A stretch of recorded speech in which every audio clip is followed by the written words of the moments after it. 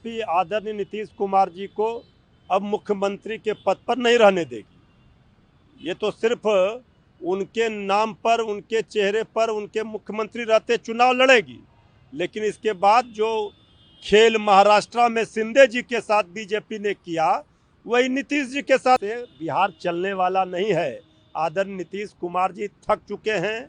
अब ये बिहार की सरकार की विदाई में ही, एनडीए सरकार की विदाई में ही बिहार की भलाई है। तेजस्वी जी सरकार बनाने के लिए सिर्फ नहीं, बिहार को बचाने के लिए, बिहार को बनाने के लिए जो लड़ाई लड़ रहे हैं, अब तेजस्वी जी के पद चिन्हों पर पीछे। अब सच में नीतीश कुमार के हाथों से मुख्यमंत्री कुर्सी छिन जाएगी? क्या नीतीश कुमार का सीएम चेहरा बनने का सपना टूट जाएगा?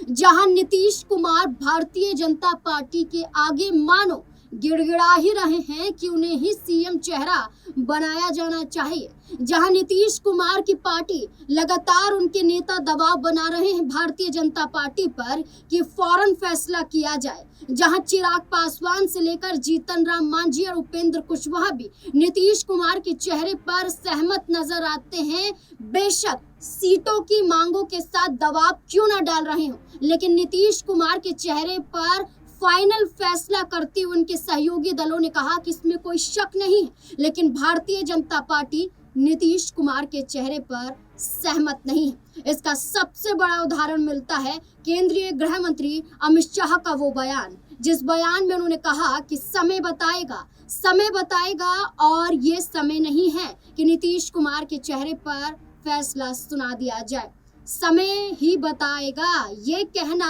अमित शाह का ये दर्शाता है कि नीतीश कुमार पर सहमत भारतीय जनता पार्टी इसलिए नहीं है क्योंकि अगर नीतीश कुमार के चेहरे पर चुनाव लड़ा गया और नीतीश कुमार चुनाव जीत गए तो नीतीश कुमार को सत्ता में आने का जो मकसद था वो पूरा तो होगा, लेकिन सीएम कुर्सी जो बीजेपी लेना चाहती थी, ये सपना भी भारतीय जनता पार्टी का टूट जाएगा और नीतीश कुमार 10वीं बार भी मुख्यमंत्री बन जाएंगे। और भारतीय जनता पार्टी की नजरों से देखा जाए तो उनकी रणनीति है कि नीतीश कुमार के सहारे बिहार में चुनाव लड़ा जाए, लेकिन नीतीश कुमार का चेहरा घोषित ना किया जाए, नीतीश कुमार के बलबूते वो चुनाव जीत जाए, सत्ता में आकर भारतीय जनता पार्टी अपने जरिए सम्राट चौधरी, विजय सिन्हा, अश्विनी चौबे, गिरिराज सिंह जैसे इन चेहरों में से किसी को मुख्यमंत्री कुर्सी सौंप दे। पूरी रणनीति महाराष्ट्र के तर्ज पर देखी जा रही है और इस बयान के बाद अब बड़े खुलासे भारतीय जनता पार्टी पर भी किए जा रहे हैं। आरजेडी के नेता मृत्युंजय क्या कुछ कहते हुए नीतीश कुमार पर नजर आ रहे हैं और केंद्रीय गृह मंत्री अमित शाह के उस ऐलान के बाद आरजेडी की तरफ से जो कहा जा रहा है, तो क्या नीतीश कुमार संज्ञान लेते हुए नजर आएंगे? सुनिए क्या कुछ कहा जा रहा है। बयान देते हुए कहा था कि 2025 में मुख्यमंत्री नीतीश कुमार के नेतृत्व में चुनाव लड़ा जाएगा, लेकिन समय तय करेगा कि कौन होगा मुख्यमंत्री।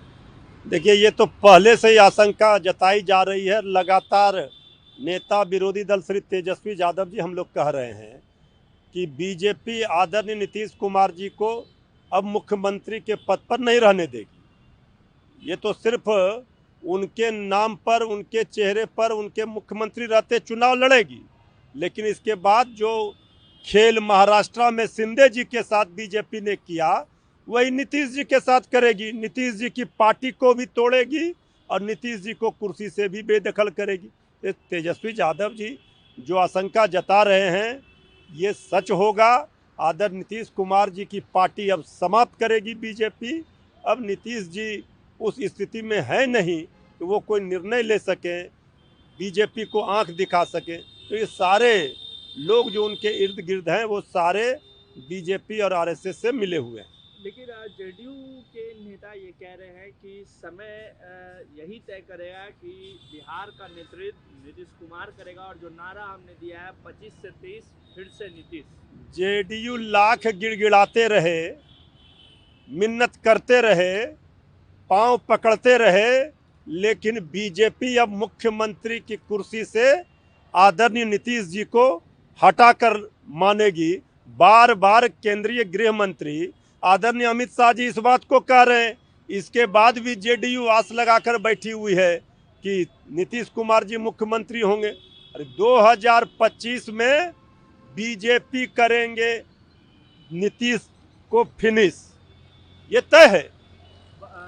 तेजस्वी यादव ने भी ये आरोप लगाया है कि जो टिकट्स बांटी जाएंगी वो अमित शाह के कहने पर जेडीयू के टिकट्स बांटे जाएंगे। और संजय झा तो अरुण जेटली के टीम से थे ना, तो वो सीधे आरएसएस वाले हैं। लेकिन उस पर जेडीयू कह रही है कि पहले खुद का घर देख ले कि उनके जो गठबंधन है वो तो उनके नेतृत्व में चुनाव नहीं लड़ना चाहते। देखिए, हमारे यहाँ तो सब चीज क्रिस्टल के तरह क्लियर है। इंडिया गठबंधन महागठबंधन में श्री तेजस्वी यादव जी मुख्यमंत्री का चेहरा है। इंडिया गठबंधन इंटैक्ट है, ऑल इज वेल है। लेकिन एनडीए में देखिए, आदरणीय प्रधानमंत्री जी के सिवान के मंच पर ही आदरणीय नीतीश कुमार जी श्री चिराग पासवान जी की भिड़ंत हो गई।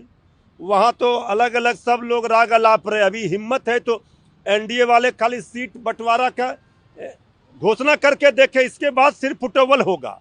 आगे आगे देखिए होता है क्या। अब तो एनडीए में पूरी तरह से ताश की पत्ते की तरफ बिखराव होने वाला है। हमारे यहाँ कोई प्रॉब्लम नहीं है। अब आदरणीय नीतीश कुमार जी की कुर्सी बचाने में जेडीयू लगी हुई है। आदरणीय अमित शाह जी ने पूरी तरह से जेडीयू को हाईजैक कर लिया है। जेडीयू का टिकट भी वही बांटेंगे। बीजेपी का ही एजेंडा जेडीयू में चलेगा। अब जेडीयू वाले अपना रास्ता देखें। कल मुख्यमंत्री नीतीश कुमार ने महिला संवाद के दौरान महिलाओं को बड़ी सौगात दी, वृद्धा पेंशन को बढ़ाया गया और कई विवाहिक भवन बनाने की बात कही। देखिए, अब तो श्री तेजस्वी यादव जी के दबाव में और उन्हीं के नकल करने में ये सरकार लगी हुई है। श्री तेजस्वी यादव जी ने कई महीने पूर्व ये घोषणा किया था कि हमारी सरकार बनेगी महागठबंधन की, तो हम 400 रुपया से 1500 रुपया पेंशन बढ़ाकर करेंगे, उससे भी ज़्यादा करेंगे। अब सरकार चुनाव सामने है तो बिहार की जनता को लॉलीपॉप झुनझुना दिखाना है, प्रलोभन देना है। तो 400 से 1100 तेजस्वी जी के दबाव में किया, नकल किया। हर एक काम अभी इस सरकार से तेजस्वी जी करा कर मानेंगे। और अब इस सरकार से बिहार चलने वाला नहीं है। आदरणीय नीतीश कुमार जी थक चुके हैं।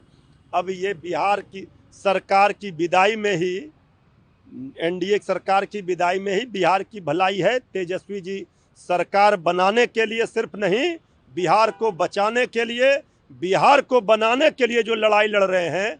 अब तेजस्वी जी के पद चिन्हों पर पीछे पीछे ये सरकार भी वो काम करने में लगी है। पहले नौकरी का क्रेडिट लेना चाह रही है, वो तेजस्वी यादव जी का देन था। और पेंशन योजना बढ़ाया गया, वो तेजस्वी यादव जी का देन है। ये तो जनता सब देख रही है, सब समझ रही है। अब इस सरकार को जनता उखाड़ कर फेंकेगी। चिराग पासवान जी पत्र लिख रहे हैं अपनी सरकार के खिलाफ। हाजीपुर में जिस तरीके से सड़कें नहीं निर्माण हो रहे हैं उसको लेके जीवेश मिश्रा को पत्र लिखे। सड़क दुर्घटना में जो राशि की फेरबदल की है उसको लेके मुख्यमंत्री को पत्र लिख रहे हैं। डायरेक्ट देखिए, सरकार पे सवाल उठा रहे हैं, कार्यप्रणाली पे सवाल उठा रहे हैं। देखिए, एनडीए में श्री चिराग पासवान जी की उपेक्षा हो रही है। यहाँ जेडीयू और बीजेपी सत्ता की मलाई खा रही है, तो श्री चिराग पासवान जी परेशान है। तो वो चाहे लाख पत्र लिखें, चाहे लाख बिहारी फर्स्ट और बिहार फर्स्ट करें, यहाँ सुनने वाला उनका कौन है? ये तो वो भी जान रहे हैं कि ये सरकार नकारा है, निकम्मी है, खटारा है, ये सबको पता है। तो सिर्फ चिराग पासवान जी को एनडीए में रखा गया है सिर्फ चेहरा दिखाने के लिए। अब श्री चिराग पासवान जी के समर्थक भी उनका साथ छोड़ेंगे अगर वो एनडीए में रहेंगे। यहाँ साफ तौर पर भारतीय जनता पार्टी की रणनीति को बताया जा रहा है। महाराष्ट्र में एकनाथ शिंदे के सहारे चुनाव लड़ा गया, लेकिन सीएम चेहरा घोषित नहीं किया गया। और चुनाव परिणाम के बाद भारतीय जनता पार्टी को अधिकतम वोट मिले और भारतीय जनता पार्टी ने कहा जिसके पास सबसे ज्यादा विधानसभा सीटें, जिसके पास सबसे ज्यादा विधायक, वही महाराष्ट्र में मुख्यमंत्री कुर्सी तक पहुंच सकता है, उस पार्टी से मुख्यमंत्री बनाया जा सकता है। तो भारतीय जनता पार्टी अधिकतम सीटें महाराष्ट्र में जीती। इस तर्ज पर देवेंद्र फडणवीस को मुख्यमंत्री बनाया गया और एकनाथ शिंदे को मुख्यमंत्री बनाया गया। एकनाथ शिंदे लगातार नाराज दिखाई दिए, दबाव बनाने की कोशिश की गई, लेकिन उनके पास कोई विकल्प नहीं बचा, इसलिए उन्होंने उप मुख्यमंत्री पद से संतुष्टि कर ली।